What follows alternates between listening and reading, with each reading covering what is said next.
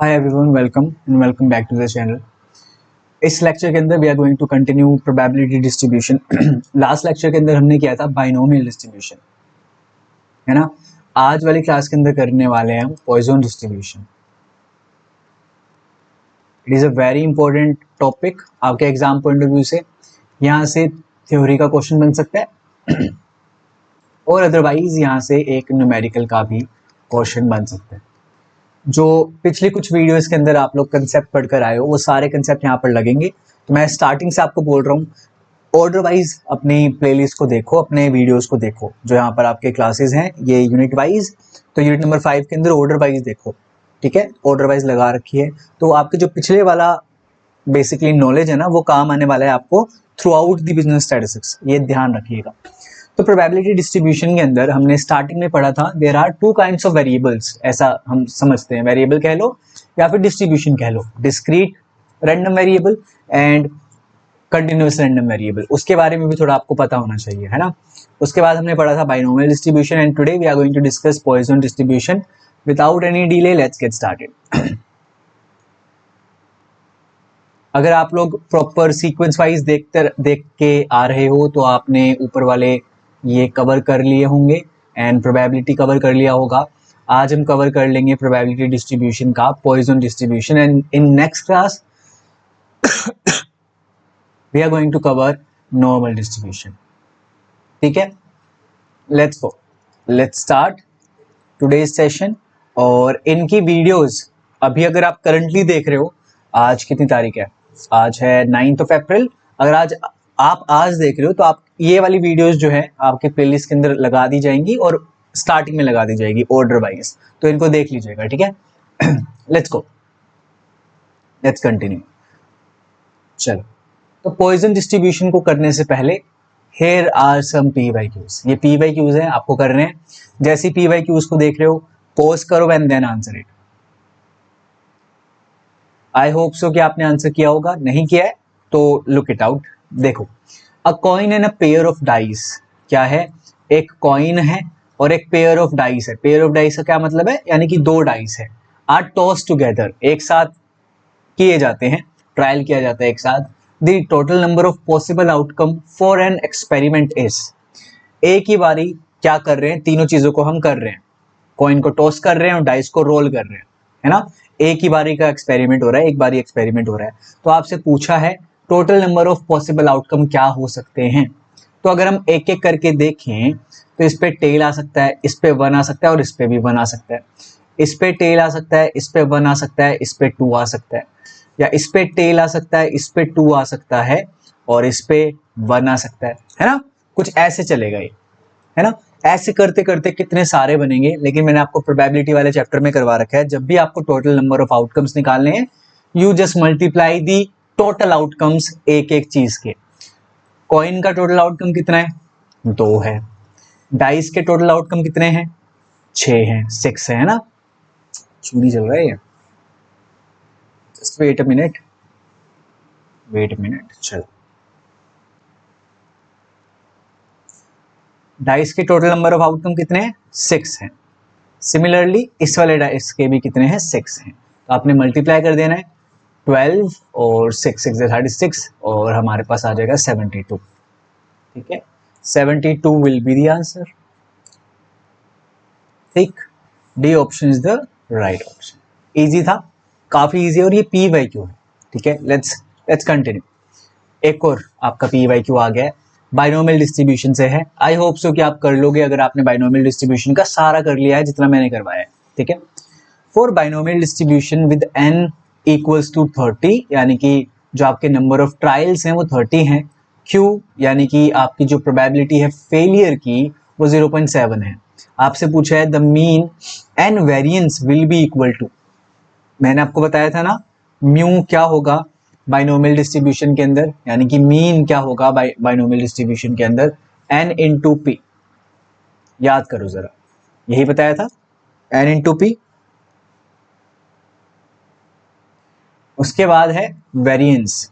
Variance को करने से पहले स्टैंडर्ड डेविएशन हम लोग करेंगे, ठीक है।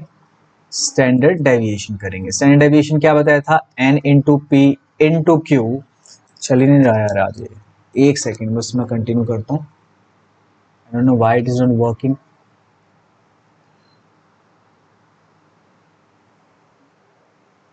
ये थोड़ा वाइटिश एरिया थोड़ा सा आप इग्नोर करना आज, है ना। कल तक मैं इसे ठीक करता हूँ, नेक्स्ट क्लास में ठीक करता हूँ। Anyways let's continue. तो यहाँ पर आएगा हमारे पास N P Q under root, ये स्टैंडर्ड डेविएशन था। वेरिएंस आपको पता ही है क्या होता है, वेरिएंस बेसिकली स्टैंडर्ड डेविएशन का स्क्वायर होता है। तो एन पी क्यू का अंडर रूट का स्क्वायर करोगे तो स्क्वायर से अंडर रूट कट जाएगा, बचेगा क्या, वेरिएंस आपका बचेगा एन पी क्यू। आपको ये फाइंड आउट करना है, आपको ये फाइंड आउट करना है, ठीक है। दिया क्या हुआ है, एन दे रखा है, क्यू भी दे रखा है। तो अगर क्यू 0.7 है तो हमें पता है भाई पी 0.3 हो जाएगा, इजी। तो एन इंटू पी कितना हो गया, 30 इंटू 0.3, ये होता है 9। तो 9 यहाँ पर है, यहाँ पर है, ये दोनों हमारे कट जाएंगे, इजी। नेक्स्ट आ जाएगा N P Q which is 30 into 0.3 into 0.7। तो ये आपका अंडर रूट तो आएगा नहीं यहाँ पे, अंडर रूट यहाँ पर है तो ये कट जाएगा, answer is C option, easy, काफी इजी था। Let's now move forward. अब समझते हैं पॉइजन डिस्ट्रीब्यूशन क्या होता है। बाइनोमियल डिस्ट्रीब्यूशन के अंदर हमने देखा कि there are two possible outcomes, two outcomes होते हैं, एक सक्सेस की प्रोबेबिलिटी होती है, एक फेलियर की प्रोबेबिलिटी होती है, और नंबर ऑफ ट्रायल्स वहां पर होते हैं, और नंबर ऑफ ट्रायल्स फिक्स्ड रहते हैं कि कितने ट्रायल होने वाले हैं, है ना। एन का जो अमाउंट है वो फिक्स रहता है, ठीक है। ये सारी चीजें हमने जानी थी और उसका अजम्पशन भी देखा था।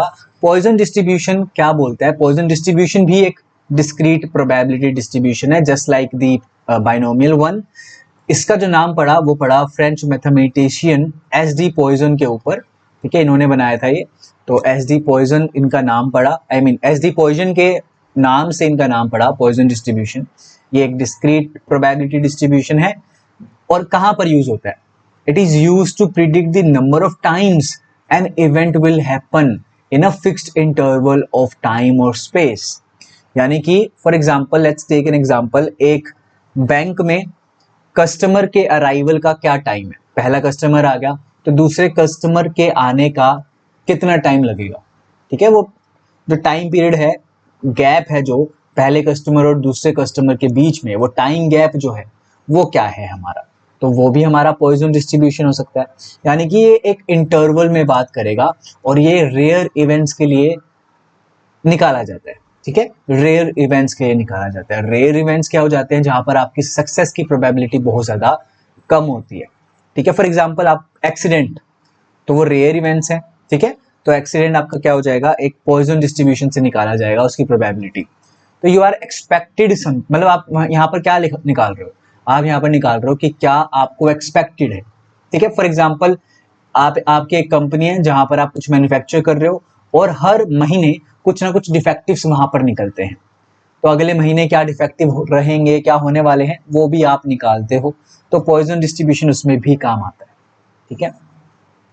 So it is used when n becomes very large and success probability approaches to zero, यानी कि सक्सेस की प्रोबेबिलिटी कम हो जाती है, ठीक है, स्मॉल हो जाती है। ये भी डन, ये भी डन, और ये वाला भी हमारा डन हो जाता है कि भाई predict the number of times an event will happen, कितनी बारी वो चीज हैपन होगी। जैसे एक्सीडेंट है तो कितनी बारी होगा, विद इन एन आवर या विद इन 10 days, ऐसा भी बोल सकते हैं, या विद इन अ मंथ, ठीक है, कितनी बारी एक्सीडेंट हो रहे हैं। in a fixed interval of time or space when the events happen randomly and independently, और आपके जो इवेंट्स रहेंगे वो रैंडम रहेंगे और इंडिपेंडेंट रहेंगे ऑफ ईच अदर। पहला एक्सीडेंट दूसरे एक्सीडेंट पे नहीं होगा निर्भर, है ना, या दूसरा एक्सीडेंट पहले एक्सीडेंट पे निर्भर नहीं होगा, इजी। तो पॉइजन डिस्ट्रीब्यूशन समझ में आया किस लिए यूज हो रहा है, जहां पर हमारे रेयर इवेंट्स हैं, जहां पर सक्सेस की प्रोबेबिलिटी बहुत ज्यादा कम है, जहां पर एन काफी ज्यादा लार्ज है, और नंबर ऑफ टाइम्स कितनी बारी ये इवेंट होने वाला है उसके बारे में हम पता लगाते हैं within a fixed interval of time, easy. Let's now move forward, real life इसके बिजनेस एग्जांपल्स देख लेते हैं, because we are studying what, business statistics. तो स्टैटिस्टिक्स अप्लाइड इन बिजनेस ये हम पढ़ रहे हैं, है ना। तो हमें पता होना चाहिए बिजनेस के अंदर कहाँ पर पॉइजन डिस्ट्रीब्यूशन को यूज किया जा सकता है या क्या इसके एग्जाम्पल होंगे। Customer arrivals at a bank counter in an hour, एक घंटे के अंदर कितने कस्टमर्स आए हैं, ठीक है। तो how many customers are there in a 1 hour, number of emails a business receives in a day, एक दिन के अंदर कितने ईमेल आ रहे हैं उस बिजनेस के पास। Number of defects in a batch of products, calls received by a call centre in 10 minutes. तो आप यहाँ पर देख पा रहे हो सारी चीजें एक फिक्स्ड इंटरवल में है, ठीक है, एंड नंबर ऑफ टाइम्स होगी।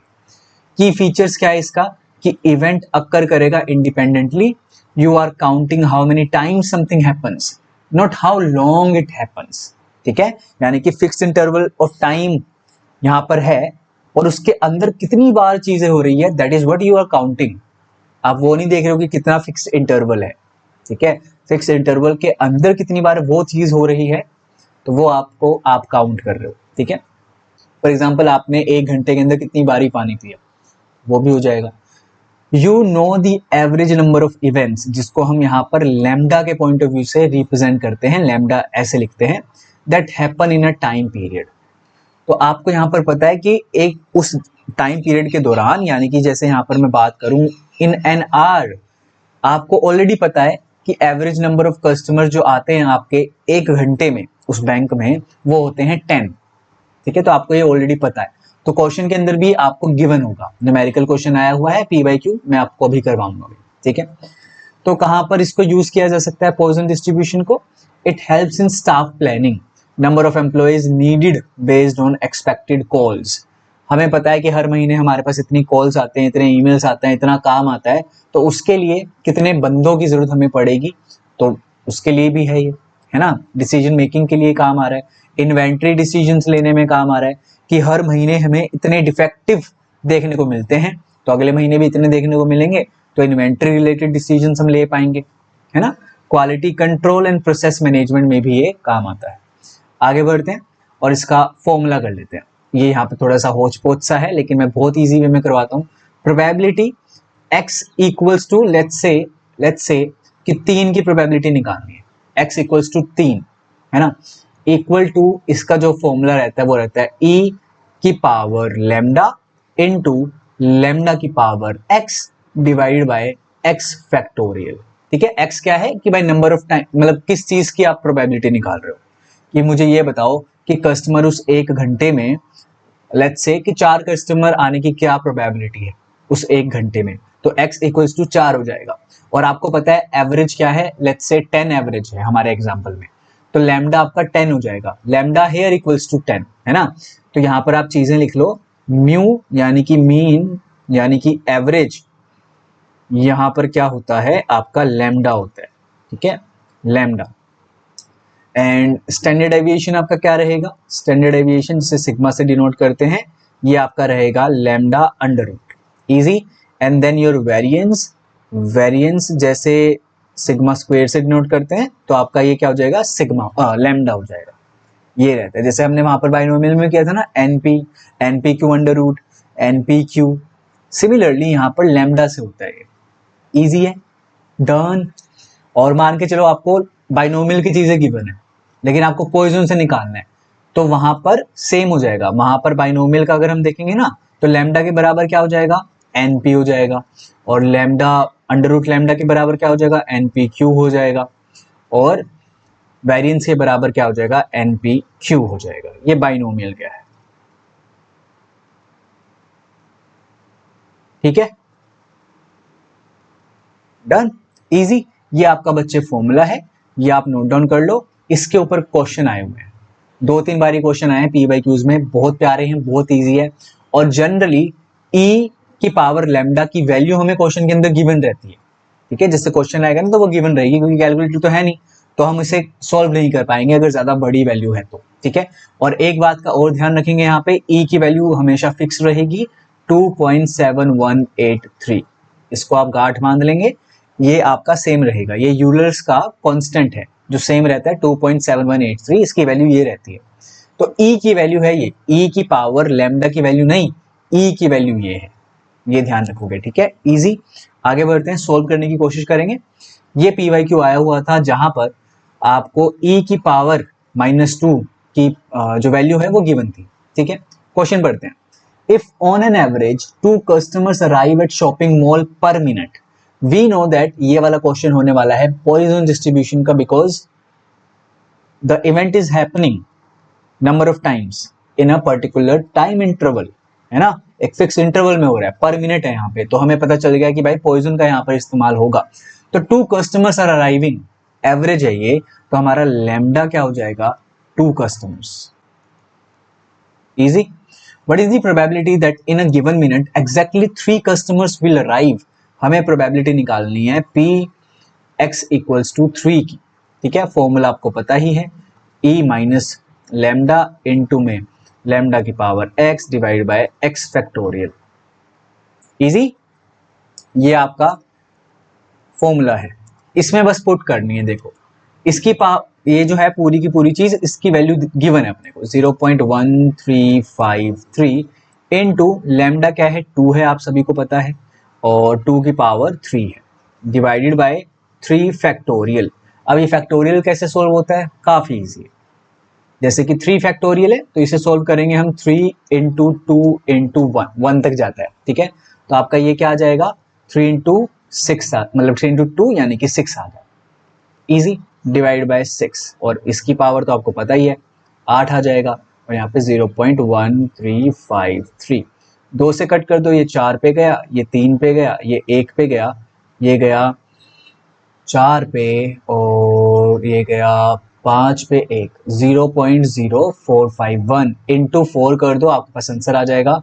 तो 4 1 जा 4, 4 5 जा 20 का 2 वहां गया, 4 4 जा 16, 18 का 1 वहां गया, और ये आपके पास आंसर आ गया। This is your answer. कोई दिक्कत, A option is the right option, कोई दिक्कत, इजी था ना कितना।